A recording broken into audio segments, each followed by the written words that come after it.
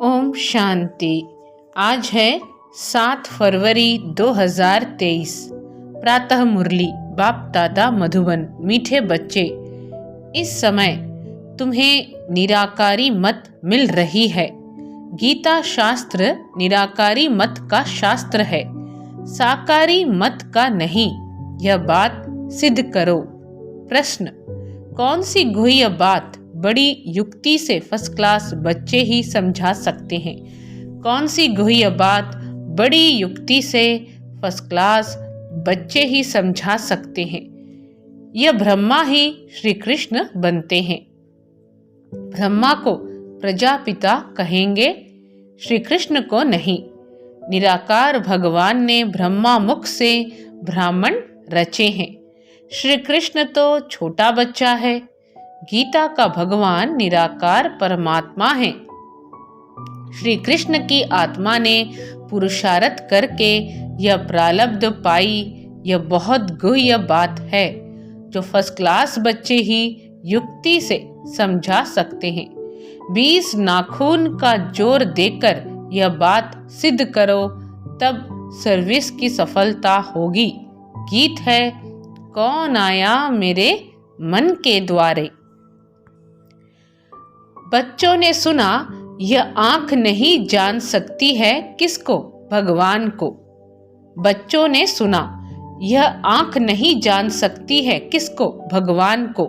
यह आंखें श्री कृष्ण को तो जान सकती हैं, बाकी भगवान को नहीं जान सकती। आत्मा ही परमात्मा को जान सकती है। आत्मा मानती है कि हमारा परमपिता परमात्मा निराकार है। निराकार होने के कारण, इन आँखों से न देखने के कारण इतनी याद नहीं ठहरती।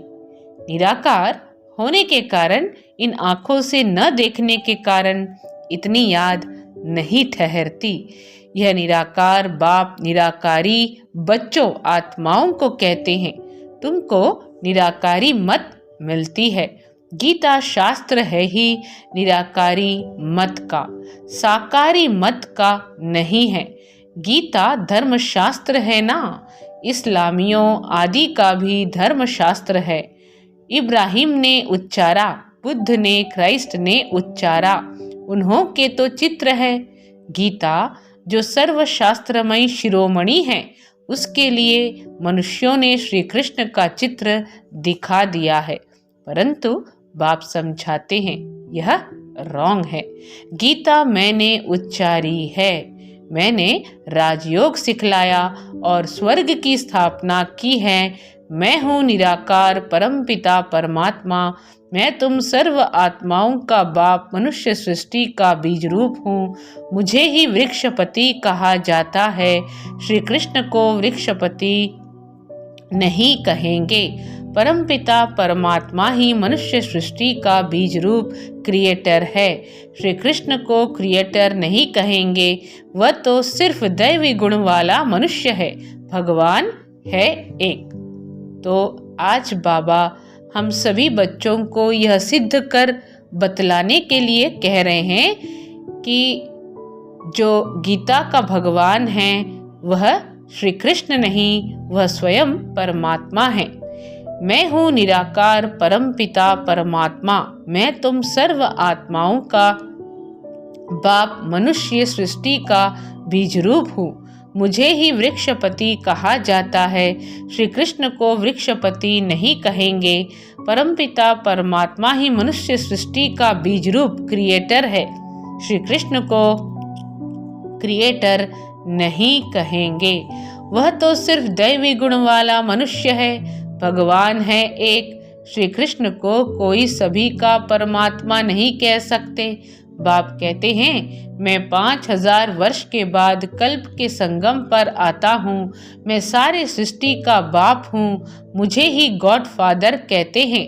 श्री कृष्ण का नाम देने से परमपिता परमात्मा को जान नहीं सकते। यही बड़ी भारी भूल कर दी है। गीता द्वारा आदि सनातन देवी देवता धर्म मैंने ही स्थापन किया है। मुझे शिव व रुद्र भगवान कहा जाता है और कोई भी सूक्ष्म देवता को व मनुष्य को भगवान नहीं कहा जाता। लक्ष्मी नारायण आदि कोई को भी परमात्मा नहीं कहा जाता है। कहा जाता है परमात्मा एक है, भगवान वाच्य भी है, तो जरूर भगवान आया होगा और आकर के राजयोग सिखाया है। बाप कहते हैं, कल्प पहले भी मैंने तुम बच्चों को कहा था। श्री कृष्ण कभी भी बच्चे बच्चे नहीं कह सकते, परमपिता परमात्मा ही सबको बच्चे कहते हैं। कल्प पहले क्या कहा बाबा ने कि श्री कृष्ण कभी भी बच्चे बच्चे नहीं कह सकते, परमपिता परमात्मा ही सबको बच्चे कहते हैं। कल्प पहले भी मैंने तुम बच्चों को कहा था कि देही अभिमानी बनो, मुझ निराकार को अपना बाप भगवान समझो। साकारी बाप प्रजापिता ब्रह्मा ठहरा, क्योंकि ब्रह्मा द्वारा ही भगवान ने ब्राह्मण ब्राह्मणियां रचे हैं। श्री कृष्ण प्रजापिता नहीं हैं। भगवान कहते हैं, मैं ब्रह्मा मुख द्वारा ब्राह्मण ब्राह्मणियां रचता हूँ। यह ब्रह्मा ही श्री कृष्ण बनता है। यह कितनी गुह्य बात है, यह समझाने में बड़ी युक्ति चाहिए। फर्स्ट क्लास बच्चियां ही समझा सकेंगी। बाप कहते हैं, बहुत अच्छा बच्चा व बच्ची हो जो सिद्ध करे कि गीता का भगवान निराकार परमात्मा है। जिसने गीता रची उसने ही बच्चों को राजयोग सिखाया और स्वर्ग रचा। जरूर ऊंचे ते ऊंचा बाप ही राजयोग सिखाएगा। श्री कृष्ण ने तो प्रारब्ध पाई है, प्रारब्ध देने वाला है परमपिता परमात्मा। श्री कृष्ण है उनका बच्चा। तो बाबा कह रहे हैं, श्री कृष्ण ने तो प्रारब्ध पाई है, प्रारब्ध देने वाला है परमपिता परमात्मा। श्री कृष्ण है उनका बच्चा। श्री कृष्ण की आत्मा ने पुरुषार्थ किया और प्रारब्ध पाई। पुरुषार्थ कराने वाले को उड़ाकर पुरुषार्थ कर प्रारब्ध पाने वाले का नाम रख गीता को खंडन कर दिया है। गीता खंडित कैसे हुई? पुरुषार्थ कराने वाले को उड़ाकर पुरुषार्थ कर प्रारब्ध पाने वाले का नाम रख गीता को खंडन कर दिया है। सर्विस को बढ़ाने के लिए बच्चों को 20 नाखून का जोर देना चाहिए। गीता किसने उच्चारी? गीता द्वारा कौन सा धर्म किसने स्थापन किया? इस ही बात से तुम अच्छी रीति जीत पहन सकते हो। परमपिता परमात्मा द्वारा स्वर्ग के मालिक बनते हैं ना कि श्री कृष्ण द्वारा? परमपिता परमात्मा द्वारा स्वर्ग के मालिक बनते हैं, ना कि श्री कृष्ण द्वारा। तो इस बात पर मेहनत करनी है। सब शास्त्र हैं गीता के बच्चे, तो बच्चों से कभी वर्षा मिल नहीं सकता। वर्षा तो जरूर बाप ही देंगे। काका, चाचा, मामा, गुरु आदि कोई से भी वर्षा नहीं मिल सकता। बेहद के बाप से ही बेहद का वर्षा मिलता है। यह लिखत ऐसी साफ कर लिखनी है कि समझ जाएं तो बरोबर गीता खंडन की है, गीता की को डिफेम किया है, गीता को डिफेम किया है। इसलिए भारत कंगाल बन गया है, कौड़ी तुल्य बन गया है। ऐसी लिखत लिखो, भारत को स्वर्ग बनाने वाला कौन है? स्वर्ग कहाँ है? कलयुग के बाद सतयुग होगा तो उनकी स्थापना जरूर संगम पर होनी चाहिए। कलयुग के बाद सतयुग होगा तो उनकी स्थापना जरूर संगम पर होनी चाहिए। क्या कह रहे बाबा कि भारत को स्वर्ग बनाने वाला कौन है? स्वर्ग कहाँ है? कलयुग के बाद सतयुग होगा तो उनकी स्थापना जरूर संगम पर होनी चाहिए। शिव भगवान वाच, मैं कल्प कल्प संगम पर पावन दुनिया बनाने आता हूँ। ऐसे सिद्ध करो जो समझें कि शिव परमात्मा ही सबको दुखों से लिबरेट करते हैं, न कि श्री कृष्ण। गीता के भगवान को जो समझ जाएंगे वही आकर फूल चढ़ाएंगे। सभी नहीं चढ़ाएंगे, जो समझ गए वह फूल बन बलि चढ़ जाएंगे। बाबा को कोई फूल देते हैं तो बाबा कहते हैं, मुझे ऐसे फूल बच्चे चाहिए, कांटे मेरे पर बलि चढ़े तो मैं उनको फूल बनाऊं, कांटे मेरे पर बलि चढ़े तो मैं उनको फूल बनाऊं। बबुल नाथ भी मेरा नाम है, बबुल के कांटों को फूल बनाने वाला मुझे ही कहते हैं। श्री कृष्ण तो स्वयं फूल है, वह है गार्डन ऑफ अल्लाह, यह है डेविल फॉरेस्ट। यह क्या है? कलयुग डेविल फॉरेस्ट, इनको फिर डीटी गार्डन बाप बनाता है। तुम ही नई दुनिया के मालिक बनते हो। लक्ष्मी नारायण की डीटी डिनेस्टी कही गई है, ब्राह्मण कुल की डीटी डिनेस्टी नहीं है। यह ब्राह्मण कुल है। यह कौन सा कुल है? यह ब्राह्मण कुल है। परमपिता परमात्मा ने ब्रह्मा द्वारा प्रजा रची है, इसलिए इनको प्रजापिता कहा जाता है। शिव बाबा को व श्री कृष्ण को प्रजापिता नहीं कहेंगे। यह तो कृष्ण पर कलंक लगाए हैं कि 16,108 रानियां थी। यह तो प्रजापिता ब्रह्मा ने इतने बच्चे और बच्चियां पैदा की हैं। यह तो प्रजापिता ब्रह्मा ने इतने बच्चे और बच्चियां पैदा की हैं। कैसे पैदा की हैं? शिव बाबा ने ब्रह्मा मुख कमल से बच्चों को अडॉप्ट किया, तभी उनको बाहें भी कई दिखाते हैं। कई बाहें ब्रह्मा का दिखाते हैं। ये बाहें जो हैं बच्चे का सूचक है, यानी ये बाहें ही बच्चों का सिंबॉलिक है। ज्ञान का सागर है ही एक परमपिता परमात्मा। पाप का दंड धर्मराज देते हैं। प्रेसिडेंट को भी बड़े से बड़ा जज कसम देंगे। राजा से कभी कसम नहीं उठवाया जाता है, क्योंकि उन्हें राजा बनाता है भगवान। वह है अल्पकाल के लिए। यहाँ तो बाप 21 जन्मों के लिए राज्य भाग्य देते हैं। वहाँ कसम उठाने की बात नहीं है। यह मनुष्य सृष्टि रूपी वृक्ष है, कोई जंगली वृक्ष नहीं है। परमपिता परमात्मा को वृक्षपति कहा जाता है। श्री कृष्ण इस वृक्ष का राज नहीं बता सकते, वृक्षपति ही समझा सकते हैं। नर से नारायण तो बाप ही बनाएगा, न कि श्री कृष्ण। मुख्य धर्म शास्त्र हैं 4, बाकी सब हैं दंत कथाएं। पहला धर्म कौन सा स्थापन हुआ और किसके द्वारा? स्वर्ग में था देवी देवता धर्म, तो जरूर वह बाप ही रचेगा। बाप पुरानी दुनिया से लिबरेट करते हैं, क्योंकि दुख बहुत है, त्राही त्राही करते हैं। बाप से स्वर्ग का वर्षा लेना है तो अभी लो, साधारण आदमी कोई वर्षा दे नहीं सकता। बच्चों को सर्व प्राप्ति कराने वाला है ही बाप। बेहद का बाप ही स्वर्ग का मालिक बनाते हैं। ऐसी टेम्पटेशन देनी है। जैसे शिकारी लोग कोई से शिकार कराते हैं तो सारी तैयारी कर शिकार सामने लाकर सिर्फ उनसे शिकार कराते हैं। यहाँ शिकार कराना है माताओं से।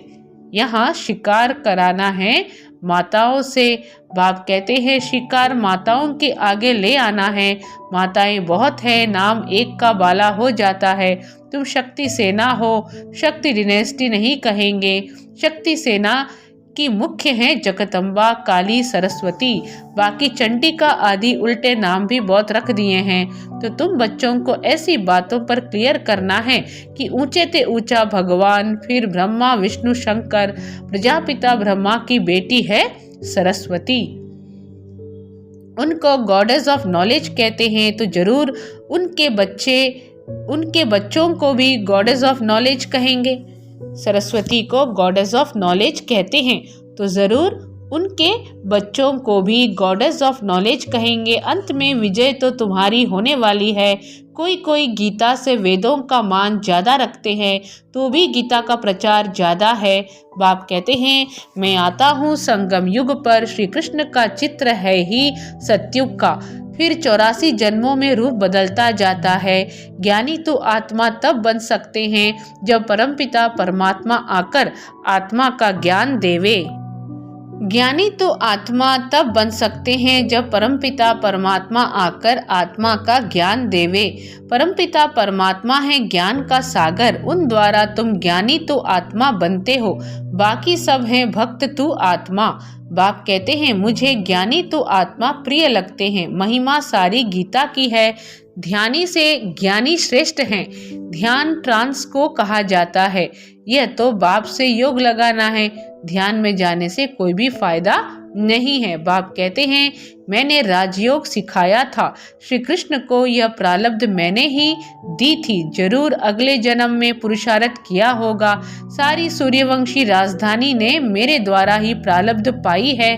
दिलवाड़ा मंदिर का कॉन्ट्रास्ट भी ऐसे लिखो जो पढ़ने से ही मनुष्यों को झट तीर लग जाए। फॉर्म भी भराना है कि बेहद का बाप ज्ञान का सागर है, बहुत मीठा है, हमको राजयोग सिखलाता है। उस सदगुरु बिगर है घोर अंधियारा।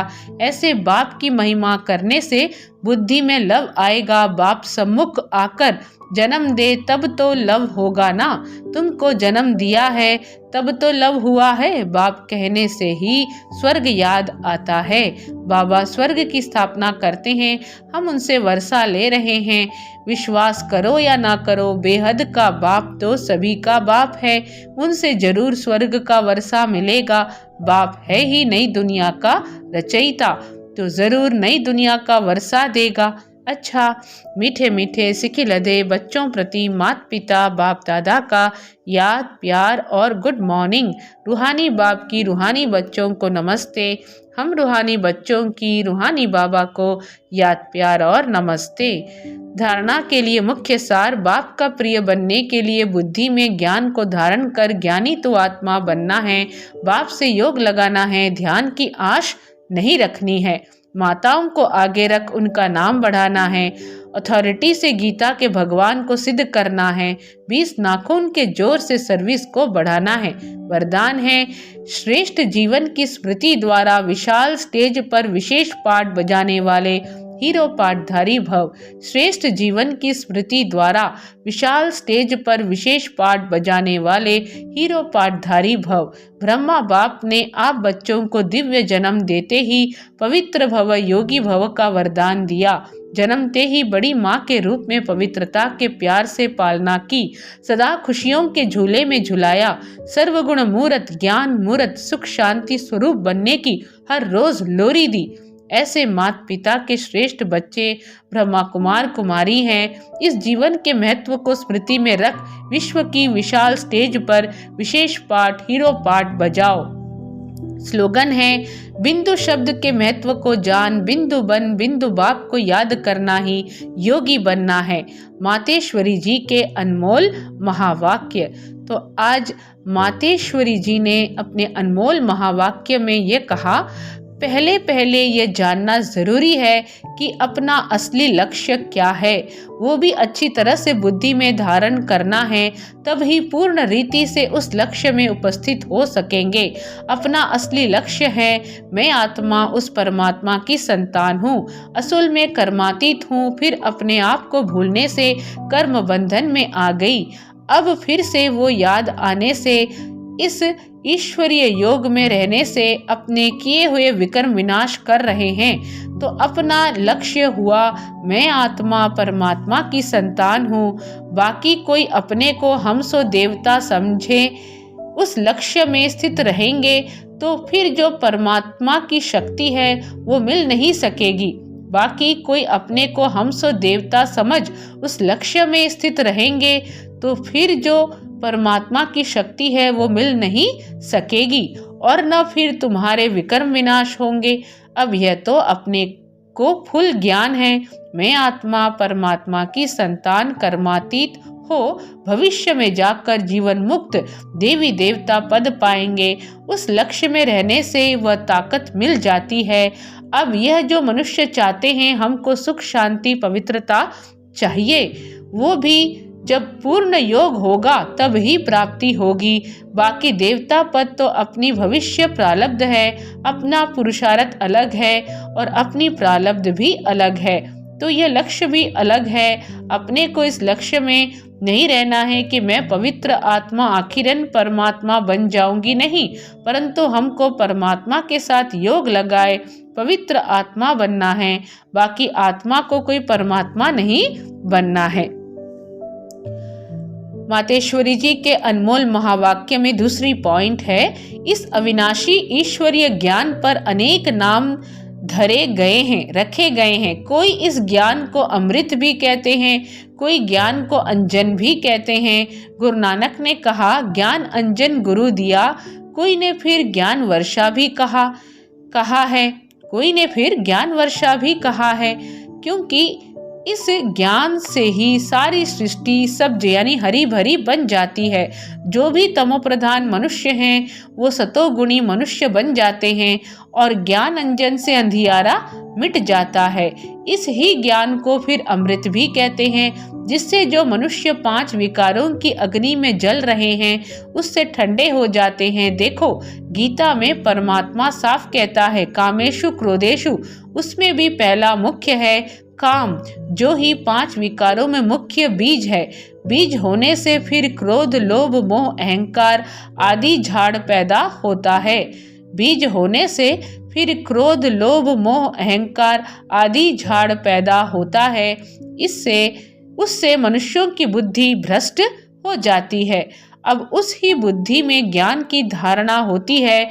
जब ज्ञान की धारणा पूर्ण बुद्धि में हो जाती है तब ही विकारों का बीज खत्म हो जाता है। मातेश्वरी जी क्या कह रही हैं कि बीज होने से फिर क्रोध, लोभ, मोह, अहंकार आदि झाड़ पैदा होता है। उससे मनुष्यों की बुद्धि भ्रष्ट हो जाती है।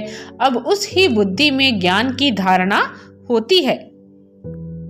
तो दूसरी पॉइंट में मातेश्वरी जी कहती हैं कि देखो गीता में परमात्मा साफ कहता है, कामेषु क्रोधेषु, उसमें भी पहला मुख्य है काम, जो ही 5 विकारों में मुख्य बीज है। बीज होने से फिर क्रोध, लोभ, मोह, अहंकार आदि झाड़ पैदा होता है। उससे मनुष्यों की बुद्धि भ्रष्ट हो जाती है। अब उस ही बुद्धि में ज्ञान की धारणा होती है। जब ज्ञान की धारणा पूर्ण बुद्धि में हो जाती है तब ही विकारों का बीज खत्म हो जाता है। बाकी सन्यासी तो समझते हैं विकारों को वश करना बड़ी कठिन बात है। बाकी सन्यासी तो समझते हैं विकारों को वश करना बड़ी कठिन बात है। अब यह ज्ञान तो सन्यासियों में है ही नहीं, तो ऐसी शिक्षा देवें कैसे? सिर्फ ऐसे ही कहते हैं कि मर्यादा में रहो, परंतु असुल मर्यादा कौन सी थी? वो मर्यादा तो आजकल टूट गई है। कहाँ वो सत्युगी त्रेतायुगी देवी देवताओं की मर्यादा, जो गृहस्थ में रहकर कैसे निर्विकारी प्रवृत्ति में रहते थे। अब वो सच्ची मर्यादा कहाँ है? आजकल तो उल्टी विकारी मर्यादा पालन कर रहे हैं। एक दो को ऐसे ही सिखलाते हैं कि मर्यादा में चलो, मनुष्य का पहला क्या फर्ज है वो तो कोई नहीं जानता। बस इतना ही प्रचार करते हैं कि मर्यादा में रहो। अगर इतना भी नहीं जानते कि मनुष्य की पहली मर्यादा कौन सी है? मनुष्य की पहली मर्यादा है निर्विकारी बनना। अगर कोई से ऐसा पूछा जाए तुम इस मर्यादा में रहते हो, तो कह देते हैं आजकल इस कलयुगी सृष्टि में निर्विकारी होने की हिम्मत नहीं है। अब मुख से कहना कि मर्यादा में रहो, निर्विकारी बनो, इससे तो कोई निर्विकारी बन नहीं सकता। निर्विकारी बनने के लिए पहले इस ज्ञान तलवार से इन 5 विकारों के बीज को खत्म करना, तब ही विकर्म भस्म हो सकेगा। बाबा कह रहे हैं निर्विकारी बनने के लिए पहले इस ज्ञान तलवार से इन 5 विकारों के बीज को खत्म करना, तब ही विकर्म भस्म हो सकेगा। अच्छा, सभी को ओम शांति।